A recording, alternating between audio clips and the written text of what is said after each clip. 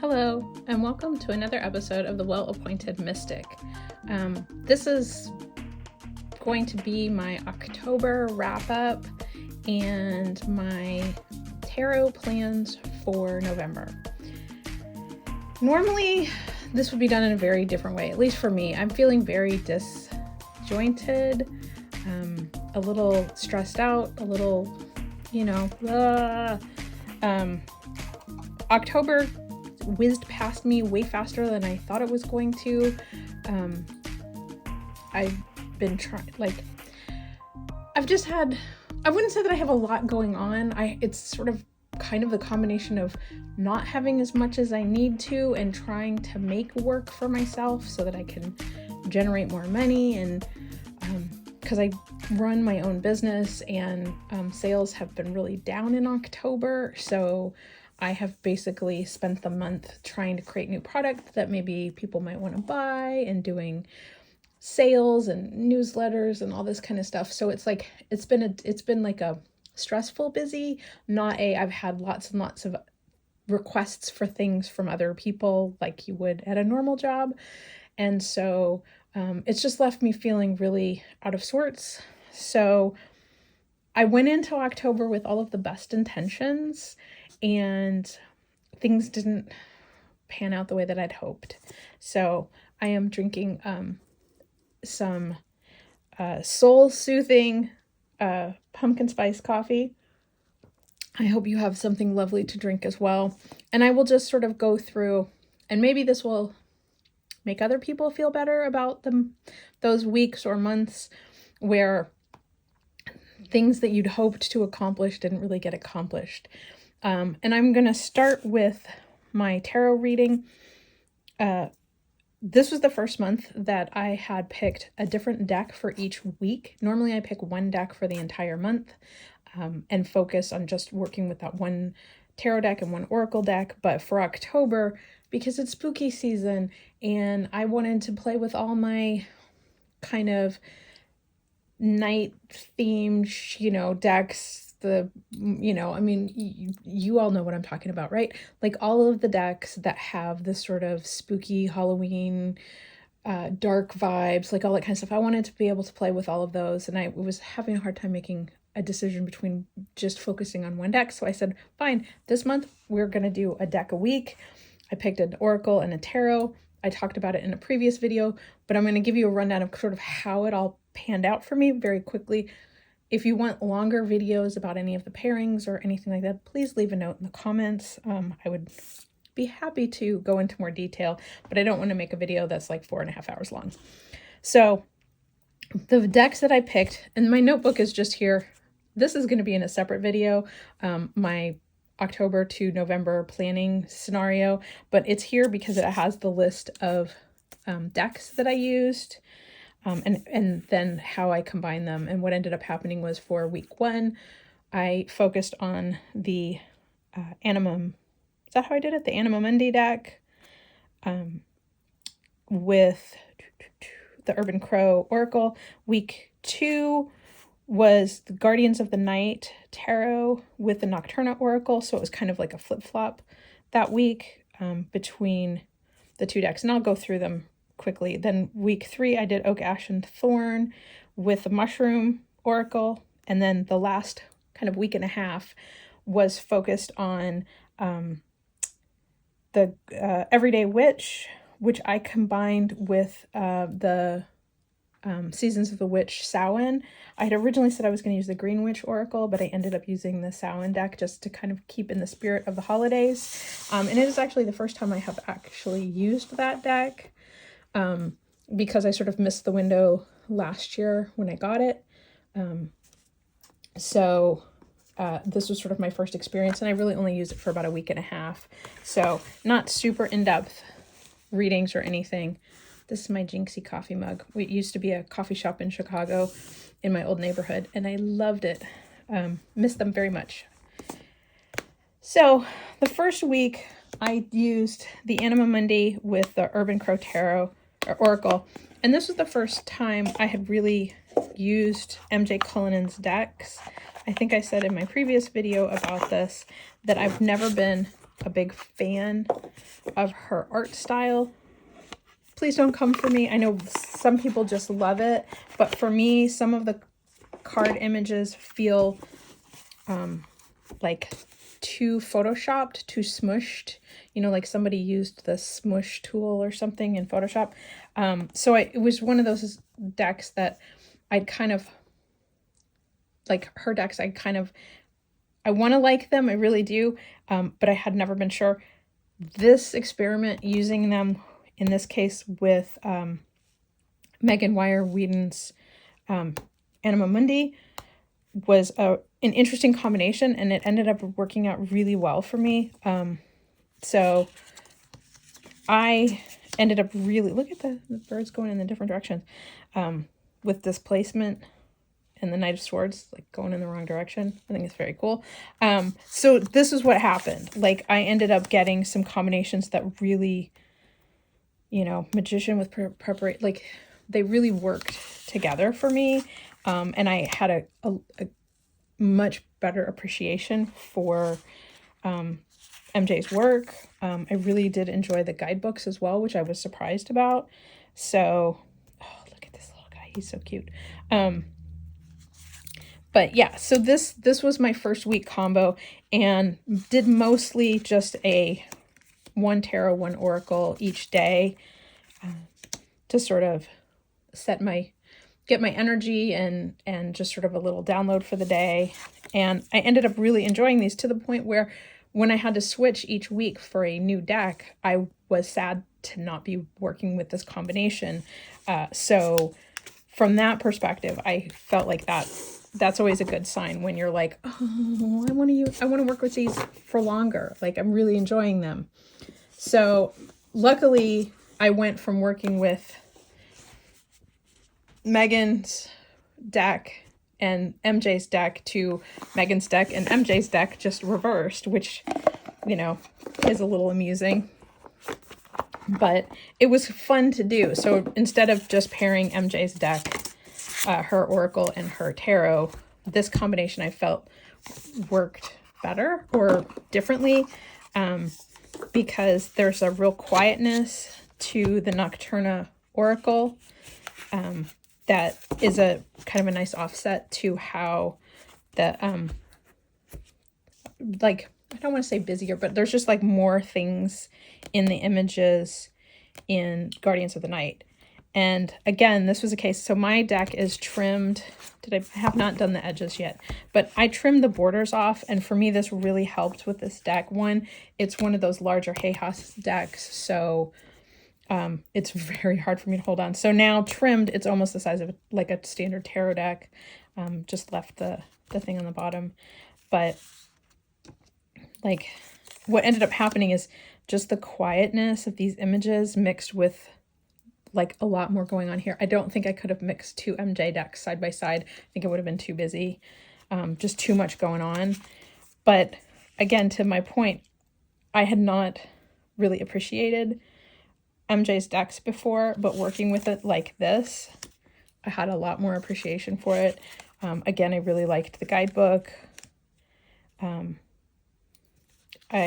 These just worked really well. My one complaint with my brain just died on me, on the Nocturne Oracle, is the guidebook is not in any particular order. The cards are not numbered, like there's no table of contents.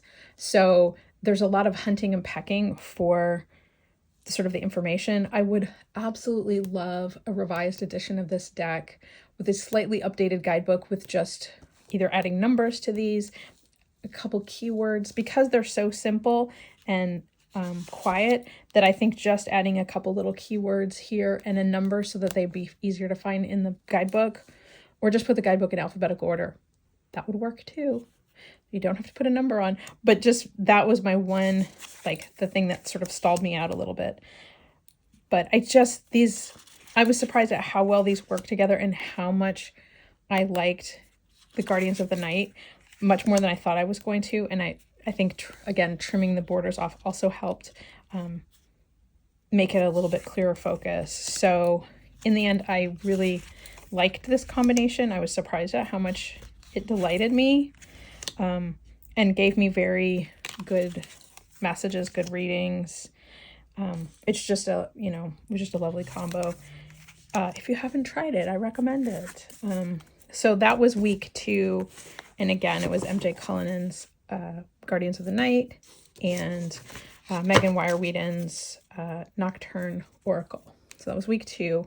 Then week 3, I went to the Oak, Ash, and Thorn. And I specifically chose the Oak, Ash, and Thorn over the new Heartwood because I wanted to work with Heartwood in November. So we'll talk about that in a minute.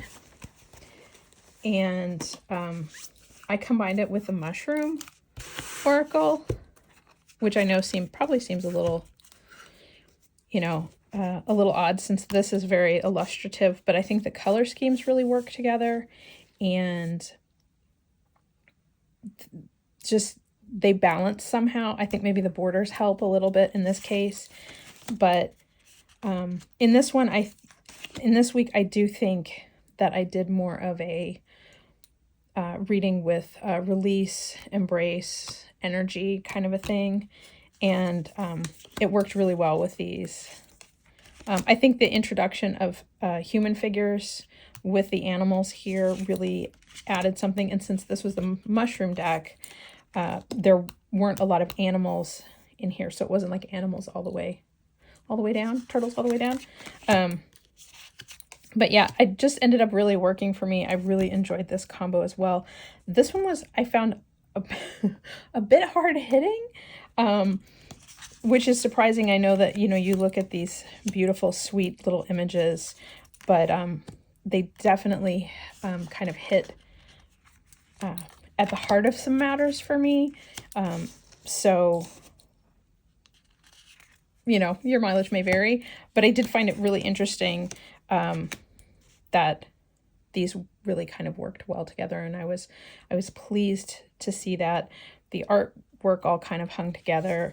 The cards are beautiful, and the messages really kind of hit where they needed to. So again, very interesting combo.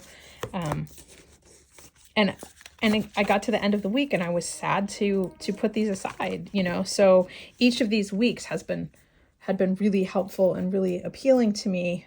And then the last week, I really wanted to lean into it being, the week of Halloween, the week of Samhain.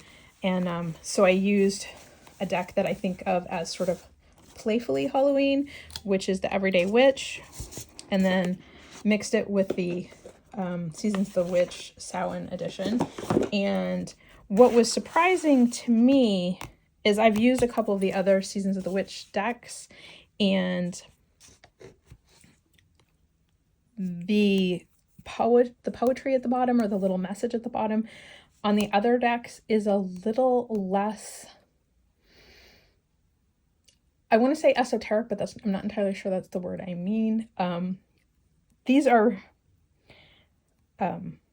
very poetic, I guess is the best way to put it, where on the other ones it feels the message feels a little clearer.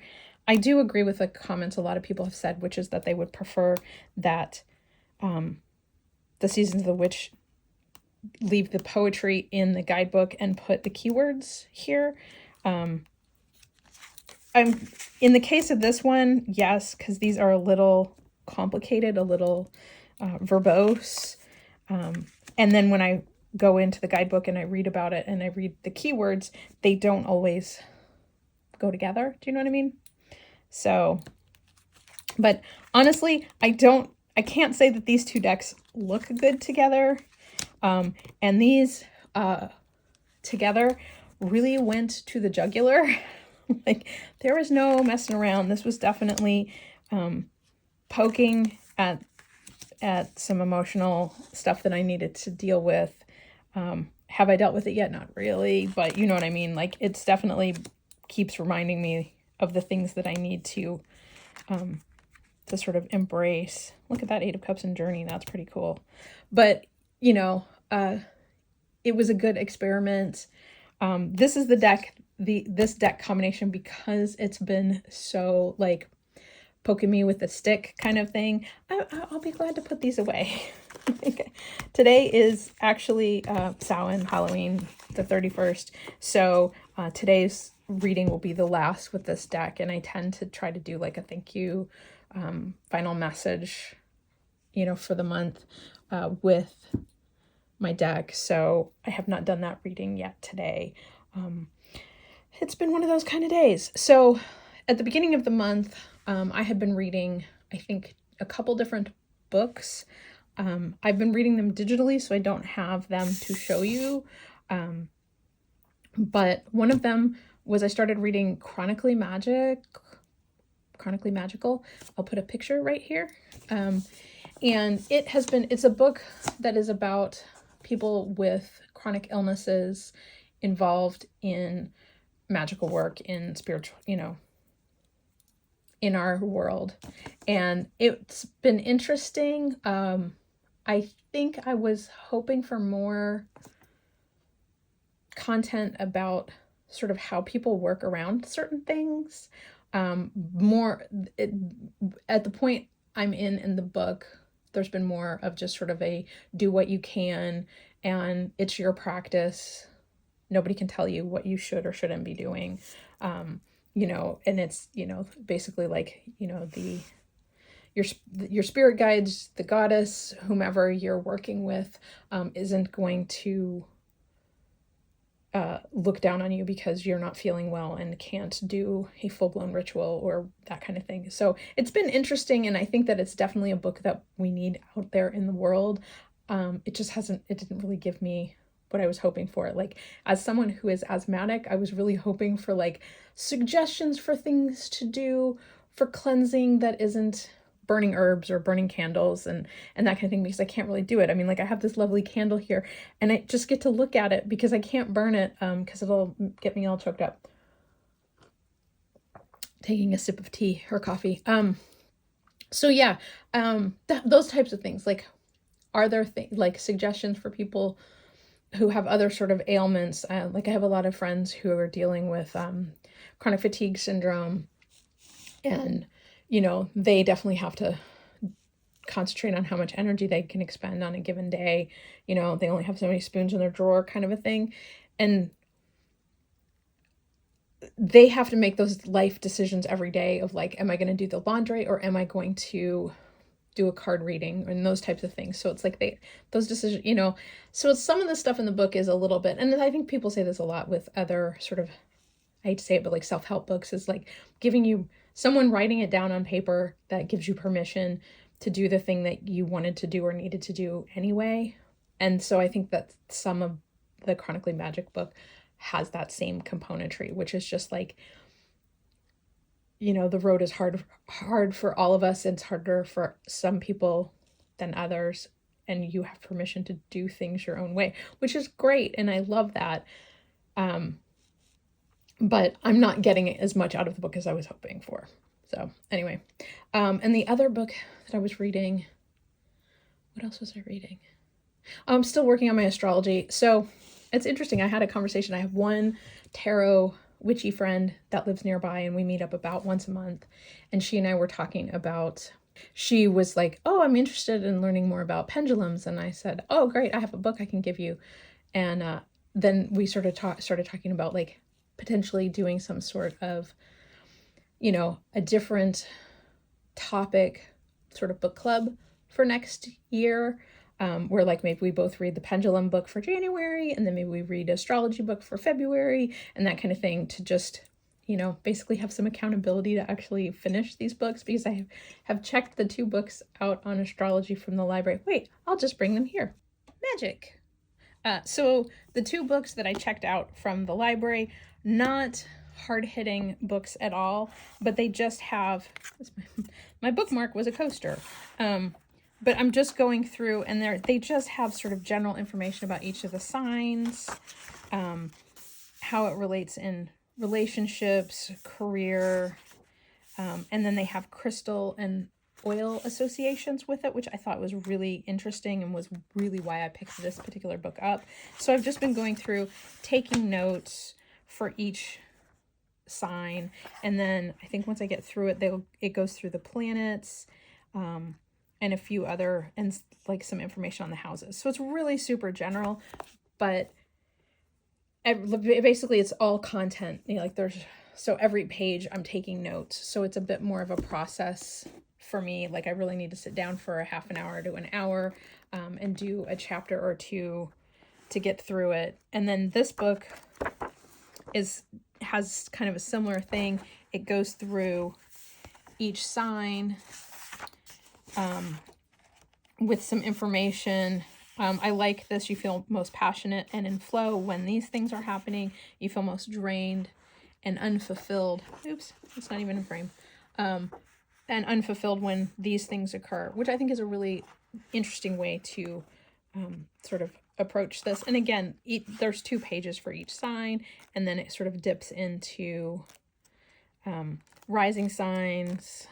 And you know, this was set up to, I think, really be more of like a workbook kind of thing. The moon signs. So, you know, and then just like here, your moon in the 7th house. But like I said, like both of these books, it's like when I sit down with them, every page requires that I'm taking notes and trying to sort of make sense of the content. And so it's been going really slowly. I probably should have just gotten 1 book and not 2. And worked my way through one of them before I picked up the other one. And instead I've been like bouncing back and forth, and it's making it a way bigger process than it should be.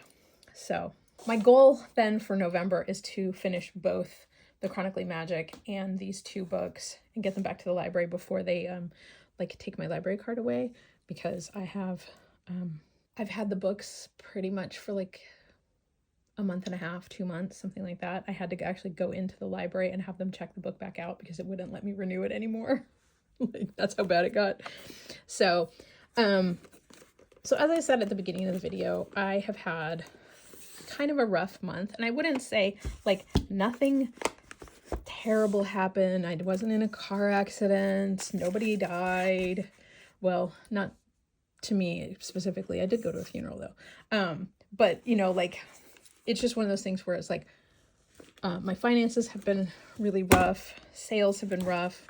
My freelance design work has been less than satisfactory. Just not enough, not getting, you know, not enough work, not getting paid fast enough, you know. So it's just like, you know, and you throw in everything that's going on in the world right now, and it's just been like sort of that, like, I feel like I've got like a Vaseline coating of misery on me. It's like, it's nothing terrible. I just feel like I can't, no matter how much soap and water I use, I can't get the sort of greasy feeling of depression off of me. Does that make any sense? It might be more poetic than it needed to be. But anyway, so for November, my goal is to, I think, pick 2 tarot decks and 2 oracle decks for the month and do 2 weeks of each. And I'm pretty confident, like I think I only pulled out the 2 tarot decks that I really want to work with. And then I pulled out a bunch of oracle decks because I'm not sure which ones will match up. So the decks I want to use are the Cozy Witch, because I feel like I need some like cozy vibes, and the Heartwood, or shit, I'm sorry, did I say that right? Yeah, the Heartwood, this one. So these are the 2 decks I want to use, and then I have all of these that I want, the oracle decks that I want to see if I can't figure out what to pair with these. So let's do a quickie, and then we'll do some pairings. How's that sound? Okay, let's start with the Cozy Witch. And I've mixed it with the Forest Magic Oracle. I just felt like aesthetically these might pair nicely. The one thing with the Forest Magic Oracle is that there aren't any keywords on the cards. It's just the name of the plant in sort of common as well as in the sort of Latin. So let's see.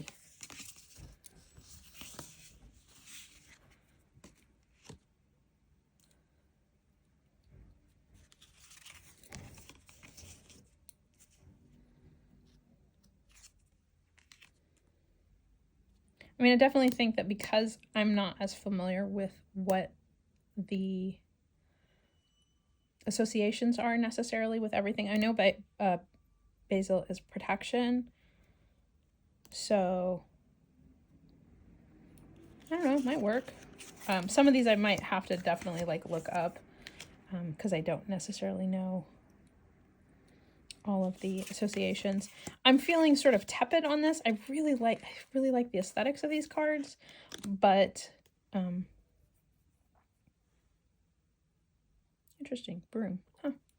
So again, with Cozy Witch, I have not ever used this deck before. I did trim it down and removed the borders, and I also removed the keyword description on each card because I was getting super distracted by it, and I don't, the keyword descriptions are in the guidebook, so if I wanted to see what their keyword descriptions were, I could easily access those, but I didn't think I needed them on the cards, and I do like them better trimmed, although it means that the backs are a little uneven, but it's nice. They're a little bit smaller too, which is cool. So I'm not sure about this one. Let's try a different, I have two other possible oracle decks to use with the Cozy Witch. The first one up is the Woodland Wardens, which I think color-wise will really pair nicely. Yeah, I feel like this is a better combo, just color-wise, and I like that there's keywords on here. So I think there's some real possibilities here.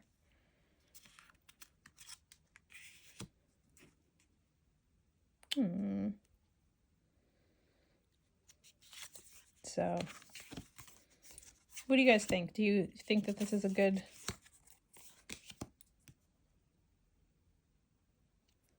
combo?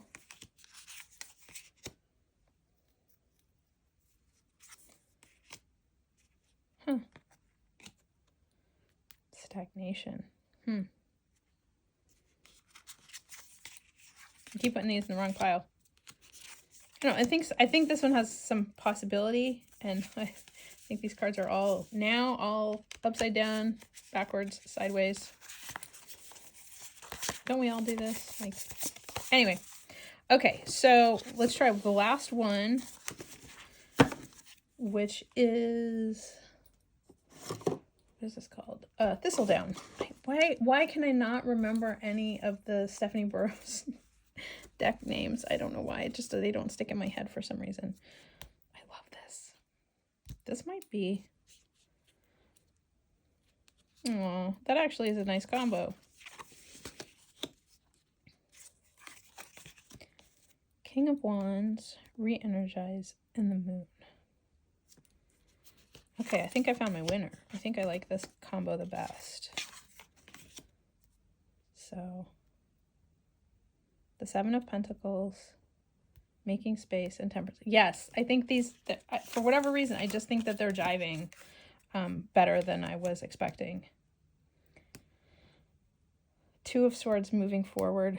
Four of Swords. Yep. Okay. I think this is the winner. So I think half the month we will be working with the Cozy Witch and Thistledown. Will definitely be a Stephanie Burrows, Adam Ohlers kind of month, because the other 2 weeks I will be working with, finally, I've been waiting several months to work with the Heartwood. I'm so excited to work with it. I think it will be a really good deck to use. And I've pulled a few different decks, and probably some of these combinations other people have done. The first one I want to try is the Coastal Curiosities. I think this is the original edition. I have the second edition, which is in a green box. And some of the cards were changed, and some cards were added and stuff. But for some reason, I really like this original deck, so I'm going to continue to use the original. So we've got Nine of Cups, the Nine of Swords, and Rooted.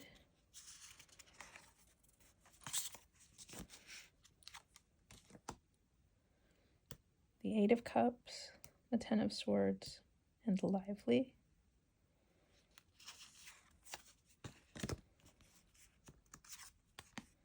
It's interesting, this is much brighter color-wise, but I'm wondering if it might just, these might all feel too, like there's too much going on, too busy. I feel like I need something that's gonna like give my eyes a little rest, a little focus.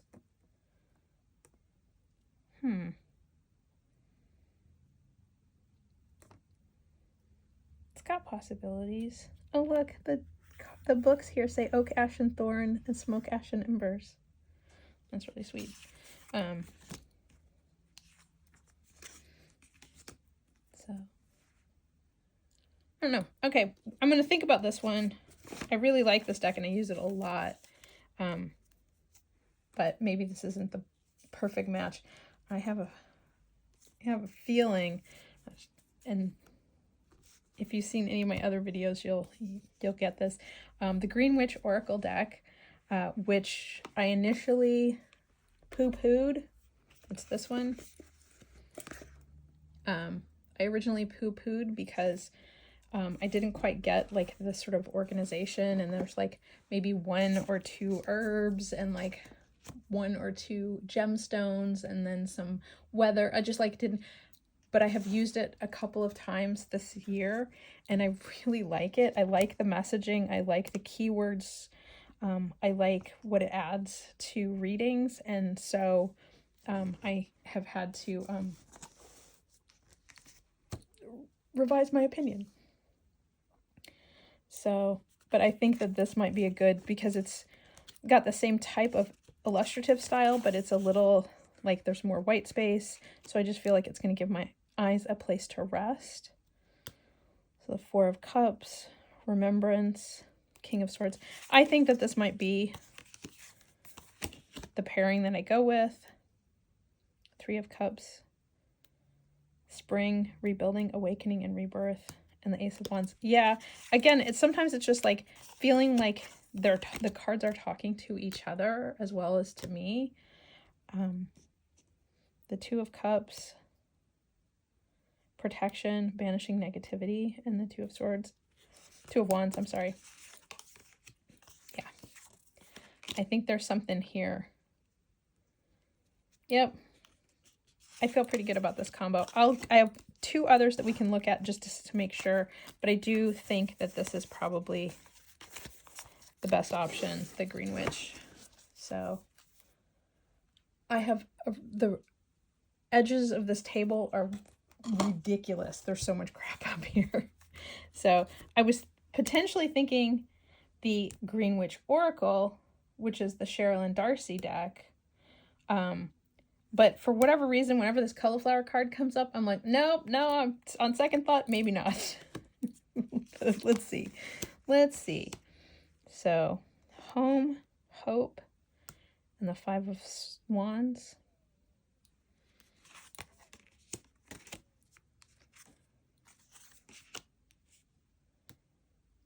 Tend. So there's some of the extra cards are in here that are not, like, they're not the regular tarot. I might take those out for this, just because I have enough new factors going on. So we've got the World, Strength, and the Six of Wands. Judgment, Success, and the Seven of Wands. I don't know, the colors seem to go pretty well too. The color is a little more poppy here, but I feel like it's a nice, again, it's still got a very illustrative style, but there's a little bit more white space to just sort of balance the cards. I don't know. So this is like choice number 2. So, and again, I have the cards going every which way. And then the last one I pulled out was my sort of initial thought, but I think that it might be too busy and does introduce, I think, more like human figures, and I'm not sure it's going to work, which is the Tree Keepers. But I don't know.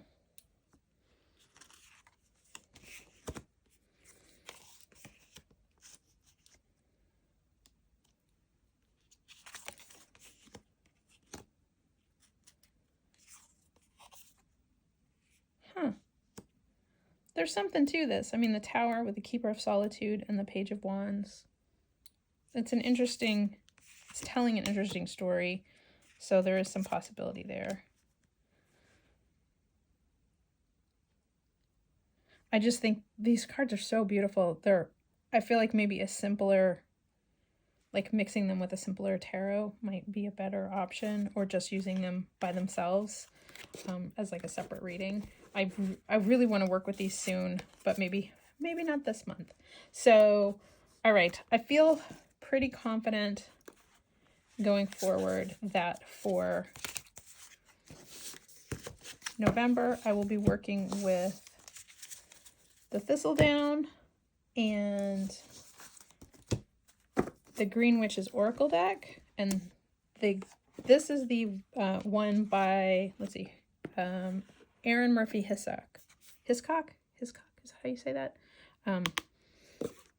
Combined with Thistledown, which is the Three Trees Tarot. And then also working with more Three Trees and the Cozy Witch, and oh, this is Heartwood, this is Thistledown, sorry. So Heartwood combined with the Green Witch's Oracle, Cozy Witch, and the Thistledown Oracle. So I think these will be interesting. I'll be curious to see my final reaction to working with a Cozy Witch. I just really, I need a hug deck for a week or so, because it's just been, I just feel really raw. But some of the illustrations they're beautiful and I love them, but they do feel quite young. So I don't know if sort of the messaging in the book, which I will sort of go along with, will end up feeling like focused more on issues that 20-somethings are dealing with and teenagers, and less older adults. Politely put, older adults. So that's sort of my plan tarot-wise for November.